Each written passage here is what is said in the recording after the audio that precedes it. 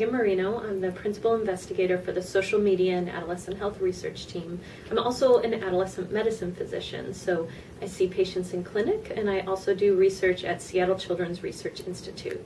So we are a team of transdisciplinary individuals that includes folks in public health, sociology, promotions, marketing, communication, education. We have a variety of backgrounds and a variety of team members at different levels, ranging from undergrads to grad students, postdocs, physicians, fellows. There's a lot of us. And our mission really is to investigate links between adolescent health and technology use with a special emphasis on social media. My name is Ellen Selke. I'm a pediatrician and I'm a member of the SMAHRT team. I'm a fellow in adolescent medicine, so I train in pediatrics and I'm now doing a fellowship in adolescent medicine to work specifically with teenagers. So I've been working with SMAHRT since 2009. I have always been interested in social media and health education for teenagers and sort of how we can use social media to educate teens about their health. And so when I was getting my master in public health, I started working with Dr. Marino on a project with those interests, and we've kept in touch since then, and so that's sort of been where my interests lie. I graduated from University of Wisconsin-Madison with a bachelor's in psychology and English, and I joined the team about 2.5 years ago because Megan was working on a project looking at how college undergrads display alcohol and substances on Facebook, and I've always been really interested in higher education, and I've actually just finished a master's in higher education administration. Well, my name's Annie, and I'm currently a sophomore at University of Washington. I don't have a major declared, but I'm trying to go into neurobiology. Well, I started with SMAHRT last year, and I was trying to find some research to do. I always wanted to do research, and I was going on the undergraduate page, just typing in research projects, and I saw this one that was like social media. I clicked it, and I was like, oh, this is really interesting. Social media and adolescent health, that's really relevant. I'm Miranda, and I am the promotions intern here at the SMAHRT team. I am a junior at Seattle Pacific University studying communications. I'm really interested in how media affects people, and so originally I was really interested in like print ads and just like commercials and how that influences people, and then I saw the opportunity to work and see how social media affects people, and I was really interested in that. Hi, I'm Katie Yu. I'm currently a junior at the University of Washington. I recently joined SMAHRT as a promotions intern. I think the researches that SMAHRT does are really meaningful and relevant.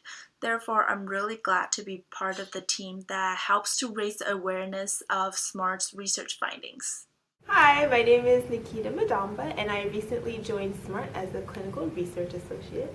So I graduated from Johns Hopkins University in 2008 with a degree in material science and engineering. Then I went on to Drexel University and I graduated in 2010 with a degree in forensic science.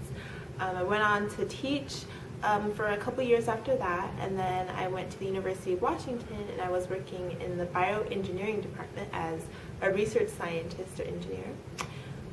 So through my work with that, I discovered that I really love research, I love science, but I wanted to work with people more. So I sought out opportunities in clinical research, and that is how I discovered SMAHRT. And I saw that they're doing really amazing work, really interesting stuff. And I am so lucky that I've been given the opportunity to work with such an amazing team. My name is Nika. I'm an undergraduate student at the University of Washington. I started with SMAHRT, I believe it was last spring quarter. And what drew me to the team was actually in high school, I did my senior thesis on media and child development. So I kind of was exposed to this topic early on. And so I heard about SMAHRT and the media work they do, and also I'm interested in pursuing a healthcare career, and so this kind of intersection with adolescent health and media was kind of an ideal fit, I think. I am Libby Brockman, and I am a clinical research associate with the SMAHRT team. I started with the team in 2008, and I work on a couple projects that look at substance use and social media use amongst college students and young adults. My name is Megan Pumper, and I started with the social media and adolescent health research team about, I think around like 5 years ago. I work here, I'm a research associate here. So my name is Alina Arsenyev-Kohler, and I am currently a senior at the University of Washington, majoring in sociology and then also doing a minor in statistics. I joined SMAHRT March 2013, and initially I was just drawn in because it was interesting research using sociological concepts, but also using new data sources. So. I'm Adrienne Tone. I am a senior at the University of Washington, and I'm studying public health. I've been with SMAHRT since November of 2013, and I was drawn to the team because I was interested in the material, and I was also drawn in by their team and the atmosphere here. I think it's very difficult for me to imagine a favorite project because over the past 7 years it feels like they've all been my favorites in one way or another. And I think in part that's because media is always changing, social media sites come and go, and adolescents' interest in them and the way they use them, it changes a little bit over time. So we're always learning new things, but at the same time, part of our job is to find underlying themes, underlying behaviors that are important and that will stand the test of time that we can use to build things like interventions. That project is on how college students display alcohol and substance references on Facebook, and then how those references link up to actual real-life attitudes and behaviors related to substances, with the kind of question behind that being, could those references on Facebook be used to identify problem alcohol use or substance use or something like that, so that people with problems related to use of those substances can be linked to some kind of help.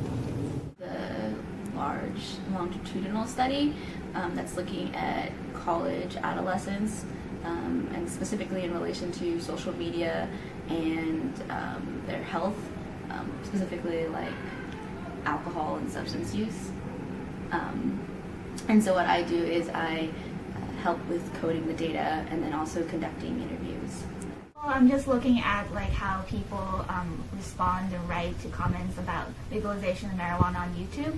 So like just analyzing the type of data and type of comments people make. So like when legalization of marijuana got legalized here and people were making so many different social media comments on Twitter, YouTube, Reddit, and I just really was interested in the type of comments people make and the type of opinions people had and how that like may have changed or not changed even here in Washington. Just recently I began working on an independent project looking at college students' kind of knowledge of alcohol policy on campus, on their school's campus, and also how they would like to be approached when they violate that policy.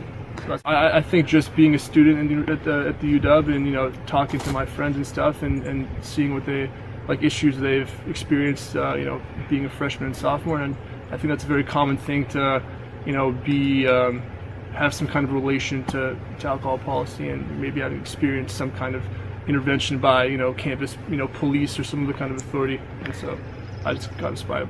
I'm doing a focus group study, and the one session I did, the theme I was seeing was that students didn't really know that much about alcohol policy and what it was intended to do. So hopefully I'll be able to kind of gather this information and get a theme and present it to people who can make a change and make a difference. Now, as part of a senior thesis for the sociology department, and for that I'm looking at eating disorder displays on Twitter. The topic is eating disorders is a pressing health concern for adolescents, but also it was interesting to think about using Twitter as a source for new data and also looking at how eating disorders are displayed and the communication about eating disorders on Twitter.